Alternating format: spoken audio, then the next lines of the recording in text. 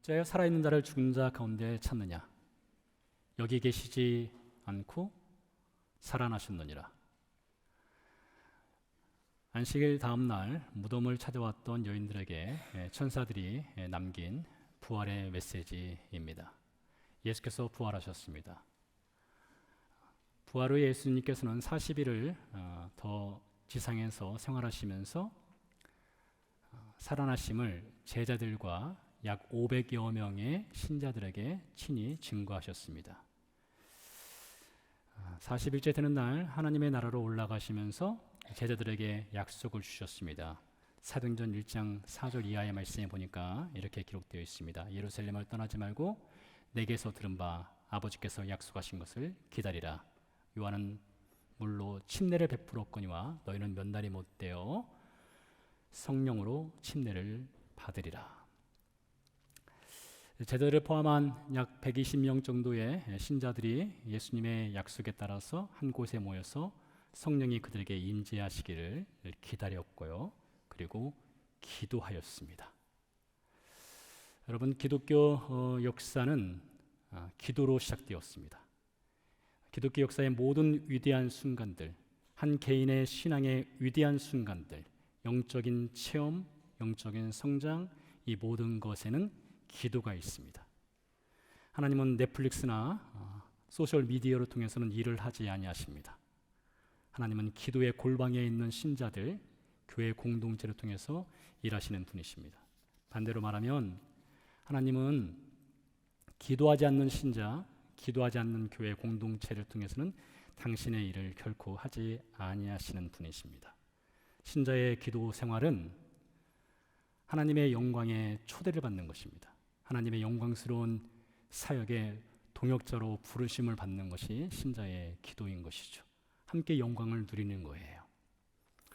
사복음서에 보니까 제자들의 여러 질문들 중에 어쩌면 가장 위대한 요청 혹은 질문 있다면 주여 우리에게 기도를 가르쳐 주옵소서입니다. 예수님께 그들이 기도를 요청했습니다. 어떻게 기도해야 됩니까? 예수님께서 그들에게 주기도문을 가르쳐 주셨죠. 너희는 이렇게 기도하라 가르쳐 주셨습니다. 한 번은 제자들이 귀신을 쫓아내려 하였으나 그들이 실패하였습니다. 예수님께 왔습니다. 예수님, 우리는 왜 귀신을 쫓아내지 못합니까? 기도와 금식 외에는 이런 유가 나올 수 없느니라. 예수께서 기도를 강조하셨습니다. 예수님께 기도를 가르쳐 주옵소서. 기도 외에는 이런 유가 나올 수 없느니라. 이런 기도에 관한 말씀이 있지만 사복음서 마태복음부터 요한복음 끝장까지를 쭉 살펴보면 제자들은 기도했다라고 하는 실제적인 기록이 전혀 없습니다. 그들은 풍랑이는 바다에서 살려달라고 외치긴 했으나 기도하지는 않았습니다. 삶의 위기를 만났을 때도 기도하지 않았습니다. 심지어 예수님께서 겟세마네에서 나와 함께 기도하자라고 하였을 때에 그 기도 요청을 받았던 베드로, 요한, 야고보 기도하지 않고 깊은 잠에 빠져 있었습니다. 그러니 이 사복음서의 제자들의 기도 생활 점수는 거의 빵점에 가깝다 싶습니다. 그러던 제자들이 예수님께서 하나님의 나라로 올라가시기 전에 요한은 물로 너희에게 침례를 베풀었으나 너희는 몇 날이 못되어 성령으로 침례를 받으리라. 기도해라, 기다리라. 이 말씀을 듣고 사도행전의 제자들은 기도를 하였습니다. 여러분, 기도라고 하는 것은 순종입니다. 우리가 말씀을 듣고 말씀에 순종한다는 말 흔히 하지 않습니까? 기도도 마찬가지입니다. 기도한다는 것은 하나님께 순종하는 것입니다. 많은 사람들이 이 사도행전을 다른 용어로 성령행전이라고 부릅니다. 왜 그런가 하면 성령께서 사도들을 통해서 일을 하셨기 때문에 성령행전이라고 하죠. 참 맞는 말입니다. 그런데요, 저는 여기에 하나를 더 추가시키고 싶은 마음이 있습니다. 사도행전은 성령께서 일하신 것은 분명하지만 성령께서 기도하는 신자, 개인, 공동체를 통해서 일을 하셨습니다. 사도행전을 우리가 지금 읽고 있습니다. 여러분, 사도행전 1장에 기도의 장면이 등장합니다. 2장의 기도의 장면이 등장하고요. 3장의 기도의 장면이 등장합니다. 4장, 5장, 6장, 7장, 8장, 9장, 10장, 12장, 13장, 16장, 21장, 22장, 25장, 28장. 다 기도의 장면입니다. 그러니 여러분 사도행전은 사도행전, 성령행전, 거기에 더하여 기도행전이라 해도 전혀 과언이 아닙니다. 하나님께서는 기도하는 교회, 기도하는 신자들을 통해서 일을 하십니다. 자, 이렇게 예수님께서 제자들에게 기도하라는 말씀을 남기시고 하나님의 나라로 올라가셨고 그 기도행전의 첫 문을 연 것이 사도행전 1장과 2장에 기록되어 있고 오늘 본문은 그 중에 일부분입니다. 예수님이 승천하신 후 제자들이 10일 동안 기도를 하였습니다. 그러고 나서 10일째 되는 날 유대 절기로 오순절이 되었을 때에 사도행전 2장에 보니까 하늘에서 성령이 임재하였습니다. 불의 혀같이 갈라지는 것이 제자들 머리 위에 임하여 있었고 제자들은 방언을 하게 되었다라고 기록되어 있습니다. 제자들이 방언을 하고 있을 때에 그 시간대가 아마 오전 시간대였던 것 같습니다. 아침에 저들이 성령에 충만하여서 방언을 하자 그 주변에 있던 사람들 2장에 보니까 16개국에서 온 유대인들과 유대교에 입교했던 이방인들이 그들의 귀로 하나님의 큰 일 말함을 듣는도다 라며 크게 놀라는 장면이 있습니다. 각각 자기의 언어로 하나님의 큰 일 말함을 듣게 된 것이죠. 사도행전 2장 11절에 보니까 이런 기록이 있습니다.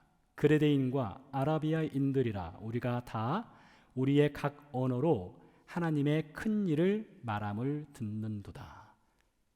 신비한 일이 벌어지게 된 겁니다. 제자들은 자기 말을 하는데 사람들은 각각의 언어로 하나님의 큰 일을 들었다고 기록되어 있습니다. 여러분 하나님의 큰 일이 무엇일까요? 도대체 하나님의 큰 일이 무엇입니까?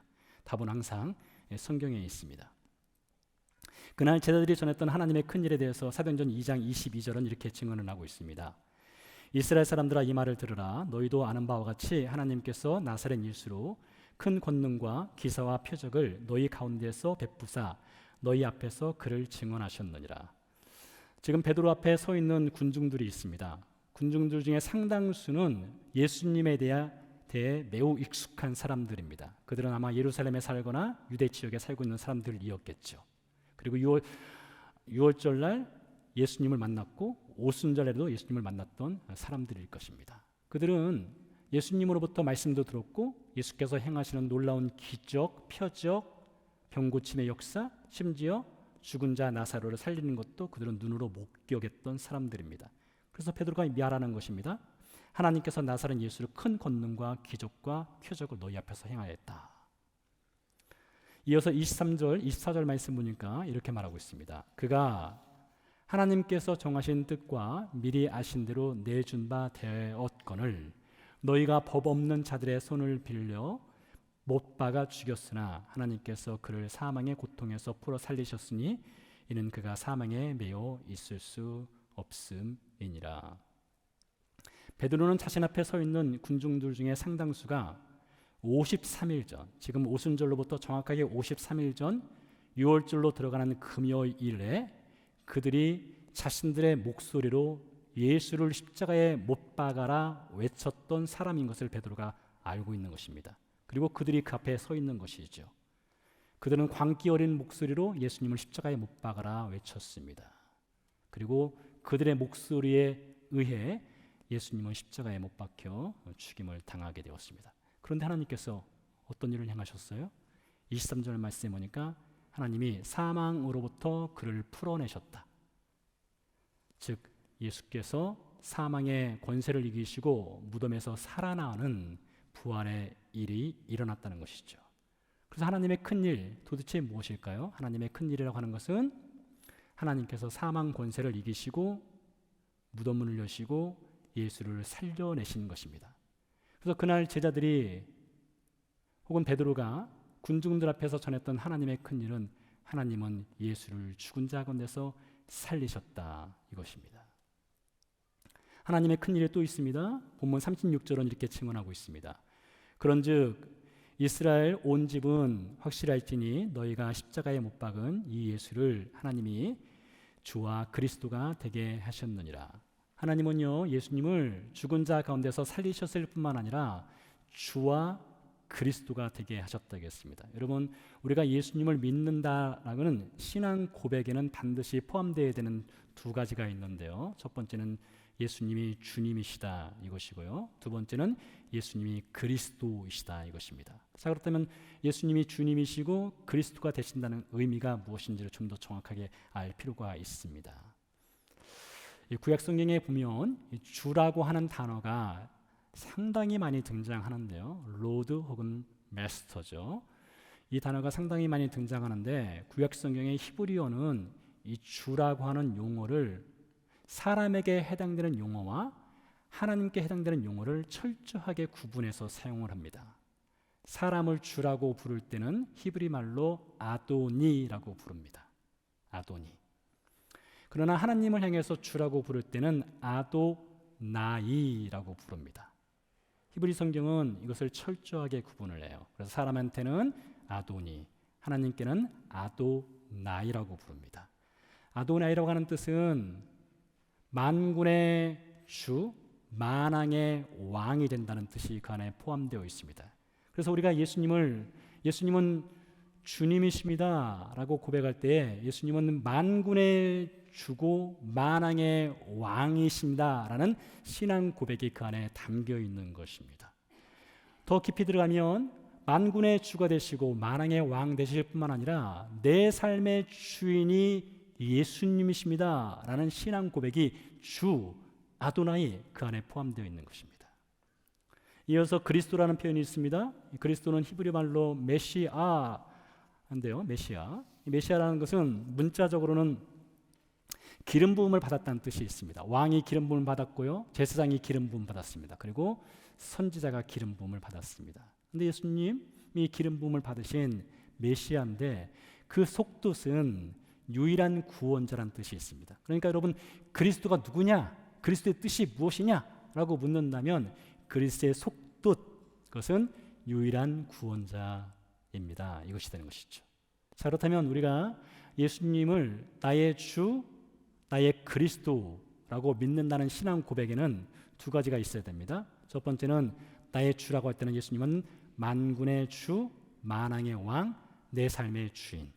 예수가 그리스도가 되신다 할 때는 예수님은 유일한 구원자가 되십니다.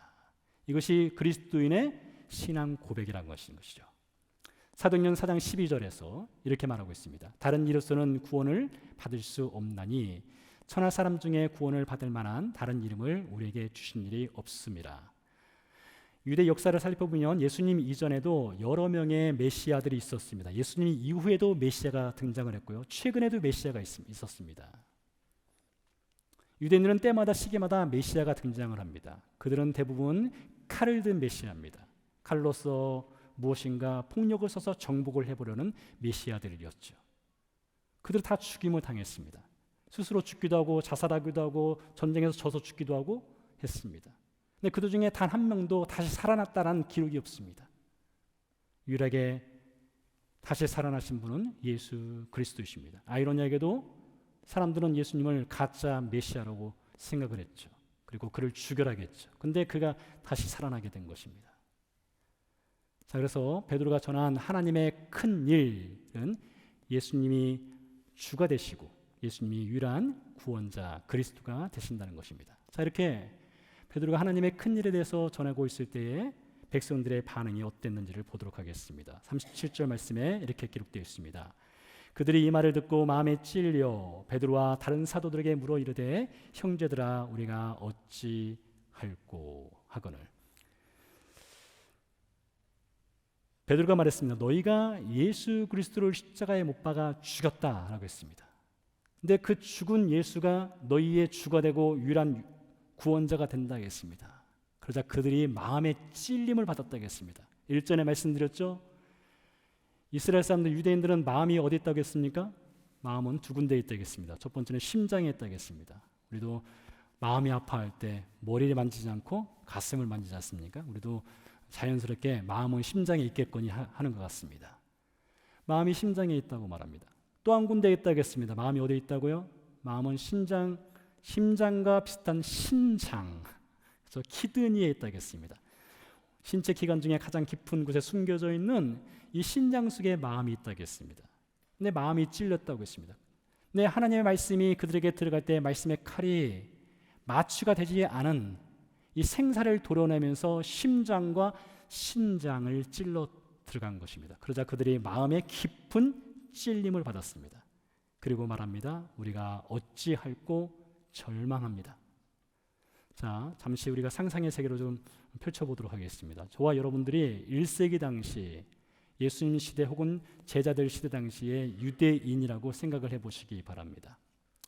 그 당시에 우리가 이스라엘에 살고 있는 이스라엘 백성이었다면 우리가 개인과 개인 사이에 죄를 짓거나 개인이 하나님께 죄를 짓는 경우가 있을 수 있습니다. 우리는 사실 다 죄이니까 그런 죄 짓지 않겠습니까? 여러분과 어떤 사람과 어떤 죄의 문제가 발생해서 죄를 지었을 때 어떻게 그 죄의 문제를 해결합니까? 여러분들이 그 당시에 이스라엘 백성이라면요, 우리는 희생제물을 가지고 성전으로 올라갑니다. 여러분이 하나님께 죄를 지었다면 마찬가지로 희생제물을 가지고 하나님께 올라갑니다. 그래서 성전에 가서 하나님께 제사를 드림으로써 우리는 죄 사함을 받습니다. 그래서 그 당시에 죄를 지었다면 죄 용서받는 매뉴얼은 아주 분명합니다. 심플합니다. 희생제물 가지고 성전에 가서 희생제물 죽이고 뇌죄를 사함받는 것입니다. 그런데요, 오늘 베드로가 너희가 예수를 십자가에 못 박아 죽였도다 그 말을 했을 때에 이 말을 들은 사람들이 마음에 깊은 찔림을 받고 형제들아 우리가 어찌할꼬 했습니다. 그 말은 즉슨 이들이 자신들이 죄인이라는 것을 깨달았을 때에 그 죄의 문제를 그들이 늘 평상시에 사용하는 매뉴얼대로 해결할 수 없다는 것을 자각을 하게 된 것입니다. 그들이 평소 같으면 죄를 지었으면 희생제물 가지고 성전으로 올라가면 되는데 너희가 예수를 죽였도다 그 말 앞에서는 희생제물로서 사함받을 수 없는 그런 상황 가운데 빠진 것입니다. 정신적인 패닉 상태 혹은 영적인 패닉 상태에 빠져버린 것입니다. 자, 이 구약 성경을 보면요, 이 죄의 문제를 해결하기 위한 방법들을 다 제시해 놓았는데 사람이 신을 죽인다면 그 죄의 문제를 해결할 수 있는 방법은 어떠하다라고 하는 매뉴얼이 있느냐? 이 성경에는 그것이 없습니다.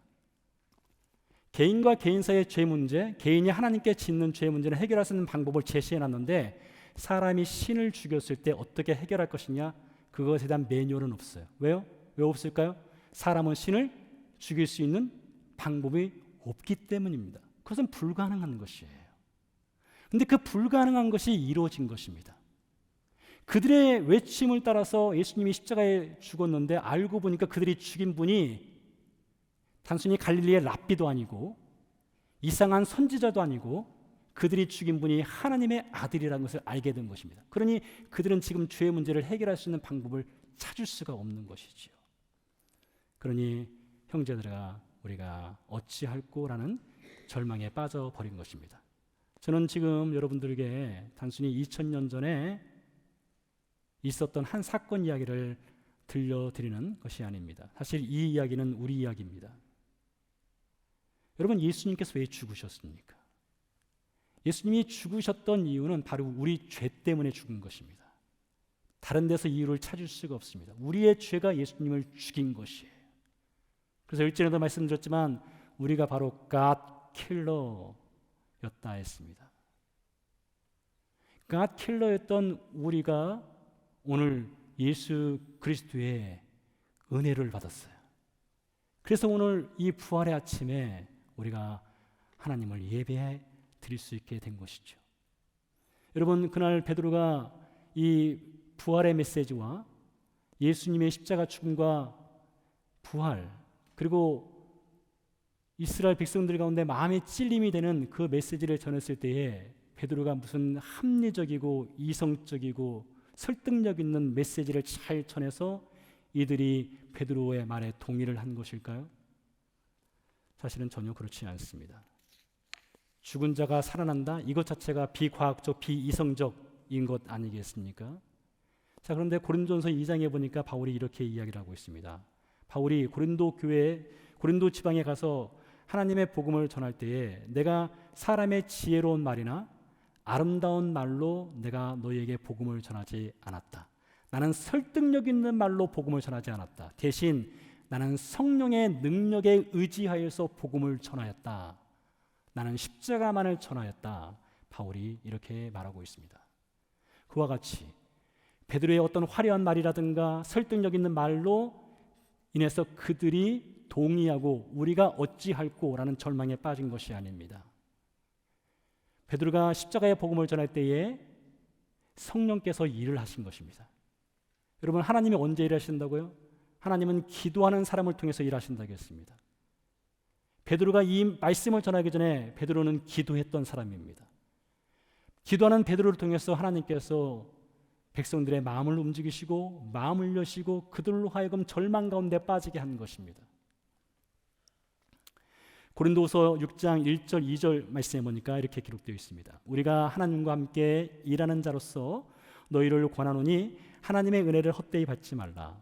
이르시되 내가 은혜 베풀 때에 너희가 너에게 듣고 구원의 날에 너를 도왔다 하셨으니 보라 지금은 은혜 받을 만한 때요 보라 지금은 구원의 날이로다. 저는 이 시간 여러분께 간절히 권합니다. 여러분 가운데 아직 예수 그리스도가 여러분의 주님이시고 여러분의 유일한 구원자라는 것을 믿지 못하시는 분이 혹 있을 수 있습니다. 여러분, 목사의 가장 중요한 사역이 무엇일까요? 목사의 가장 중요한 사역은 복음을 전하는 것입니다. 복음을 전할 때에 성령께서 일을 하시기를 그런 통로를 열어드리는 것입니다.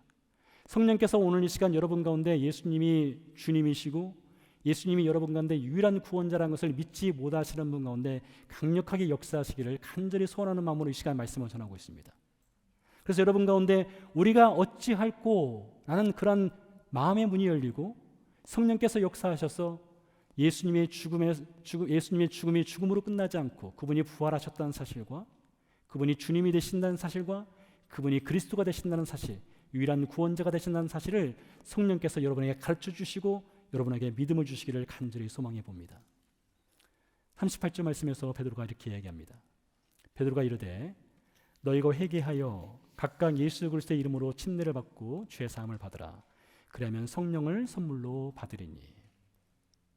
베드로는 예수 그리스도의 이름으로 침례를 받으라고 했습니다. 오늘 특별히 침례식이 있기 때문에 이 침례와 관련된 말씀을 우리가 좀 더 생각을 해볼 필요성이 있습니다. 이때 베드로가 침례를 받으라 이렇게 말하고 있는데 이 침례라고 하는 것은 구원의 조건은 아닙니다. 여러분들 구원받기 위해서 침례받는 것이 아니고요. 구원받은 신자가 침례를 받는 것입니다. 여러분들이 예수님을 주와 그리스도로 고백한 그 신앙 고백 위에 공적인 장소에서 공공 앞에서 공동체 앞에서 예수 그리스도를 믿는다는 신앙 고백을 하는 것이 침례입니다. 다시 말씀드립니다. 침례는 구원의 조건이 아닙니다. 침례 안 받는 데에서 구원받지 못하는 것 아닙니다. 그러나 침례는 나의 신앙 고백을 공동체 앞에서 하는 매우 중요한 것입니다. 또한 이 침례라고 하는 것은요, 물속으로 완전히 잠기는 것이죠. 물속으로 잠긴다는 것은 죽음을 뜻하는 것입니다. 그리고 물 밖으로 나오게 되죠. 그것은 부활을 의미하는 것입니다. 죽고 부활하는 것이 침례예요. 그래서 여러분들이 침례를 받으신 분들 혹은 세례를 받으신 분들, 그것이 여러분의 신앙 고백이 있는 침례였고 세례였다면 여러분은 이미 부활을 경험하신 분이십니다. 예수 그리스도와 함께 부활을 경험하고 살고 있는 것입니다. 예수님 당시 이방인들이 유대 교인으로 개종을 하는 경우들이 있었습니다. 근데 개종할 때 그냥 말 한마디로 개종하지 못합니다. 어떻게 개종하느냐? 그들은 먼저 손톱을 다 깎습니다. 머리털을 다 밉니다. 그리고 옷을 벗습니다. 그리고 물속으로 들어갑니다. 물속에 들어간다는 것은 이방인인 나 누구는 물속에서 죽었다라는 선포를 하는 것입니다.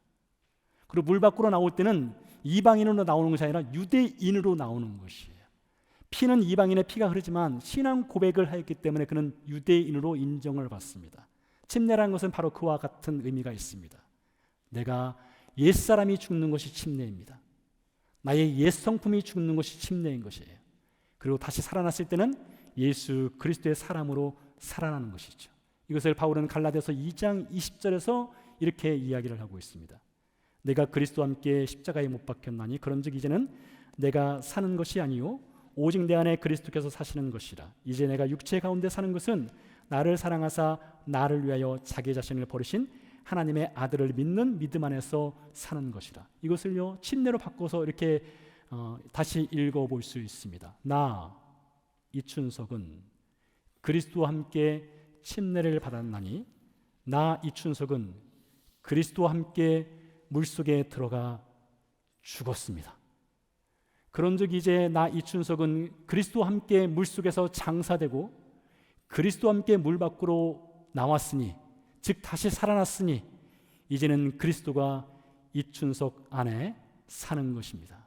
그러므로 여러분 침례라고 하는 것은 나의 옛 성품, 옛 생활의 죽음을 선언하는 시간이고요. 침례라고 하는 것은요 다시 태어나는 시간입니다. 그래서 오늘 생일을 맞이하시는 거예요. 침례 받으시는 분들, 영적인 생일을 맞이하시는 것입니다. 특별히 여러분 오늘 침례 받으시는 분들의 영적인 생일, 이 침례식은요 침례식 자체로도 의미가 있지만 이것은 사실 여러분들의 열매입니다. 우리 교우님들의 열매예요. 여러분들이 함께 교제하고 함께 기도하고 함께 신앙생활하고 함께 지체가 된 그런 여러분들의 땀과 수고의 결과가 오늘 침례식으로 이어지는 것입니다. 그래서 하나님께서도 기뻐하시고 하나님께서 영광 받으시는 시간일 뿐만 아니라 여러분들의 소중한 열매가 오늘 침례식인 것이죠. 자, 이렇게 새 생명으로 오늘 태어납니다. 새 생명으로 태어나면 완전한 존재일까요? 그렇지 않습니다. 사실 우리는 예수님 믿기 전에도 완전하지 않았지만 예수님 믿은 후에도 완전하지 않은 존재로 살아갑니다. 여전히 죄에 빠질 때가 있고 여전히 넘어질 때가 있습니다. 그래서 신자는 사실 완성되어 가는 존재라고 하는 것이 오히려 맞습니다. 완전하지 않지만 완성되어 가고 있는 존재이죠. 그럼 어디에서 신자는 완성되어 가고 있느냐? 여러분의 세상살이입니다. 여러분의 세상살이에서 우리는 완성되어 가고 있는 것이에요. 예수님 때나 제자 때나 우리 때나 세상은 변하지 않습니다. 달라진 것이 없습니다. 복음성가 중에 오라 우리가 세상을 변화시키자 이런 복음성가가 있죠. 교회 표어 중에서도 세상을 변화시키는 교회라는 표어들이 있습니다. 뜻은 알겠습니다. 어느 정도는 그것이 가능하다고 생각합니다. 교회가 들어가고 기독교가 들어가는 나라들이 변화되는 것 분명히 있습니다. 그런 실제적인 증거들이 있죠. 그러나 교회의 존재의 목적이 세상을 변화시키는 것이냐라고 1세기 당시의 제자들에게 묻는다면 그들은 고개를 위아래가 아니라 좌우로 흔들었을 것입니다. 왜냐하면 그것들은 교회의 존재 목적의 우선순위가 아니기 때문입니다. 그들은 세상을 변화시키기 위해서 살아가는 존재가 아니었습니다.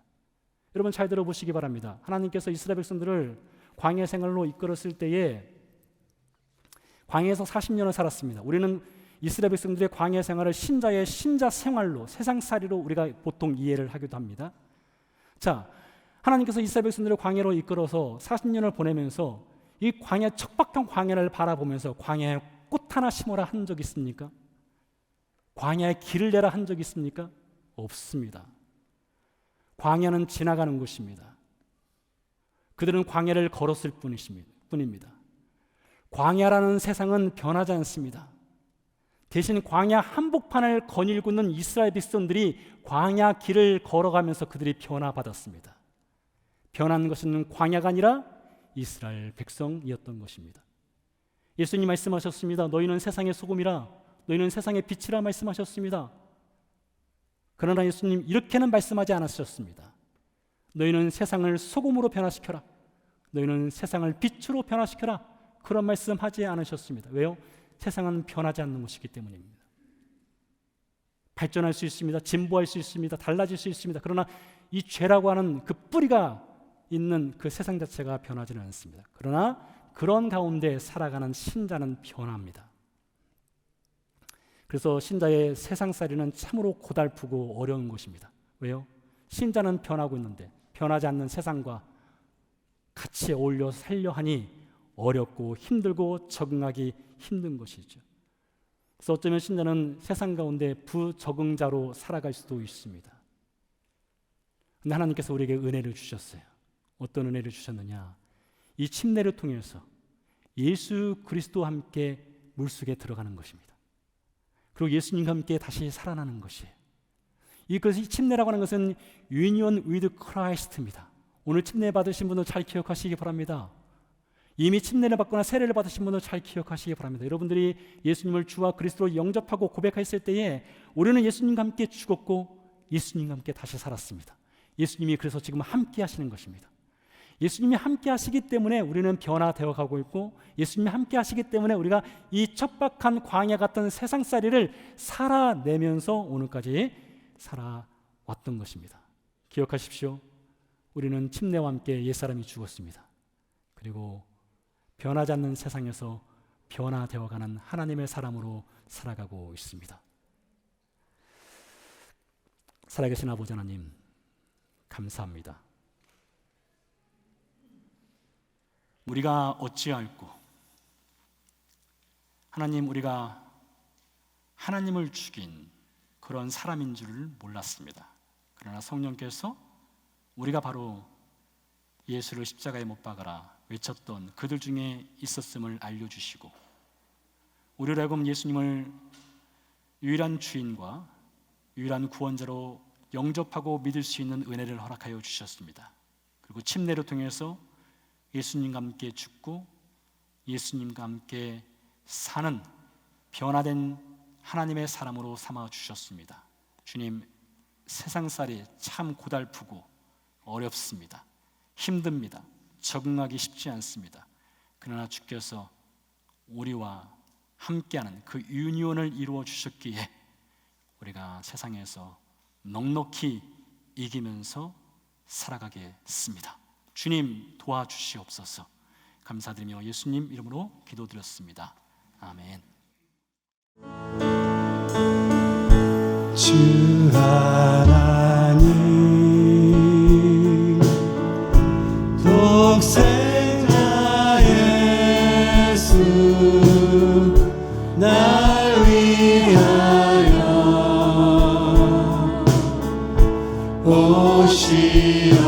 오시었네. 내 모든 죄 다 사시고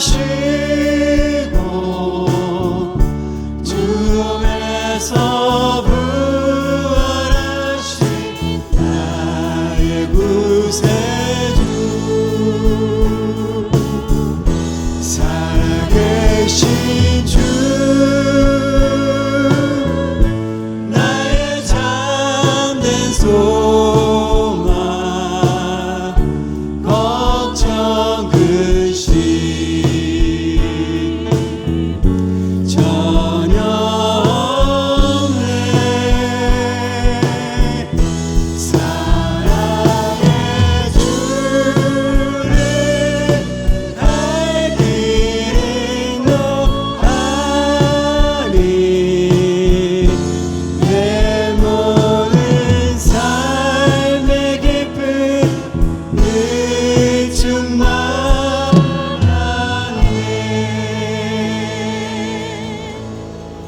기도하시겠습니다.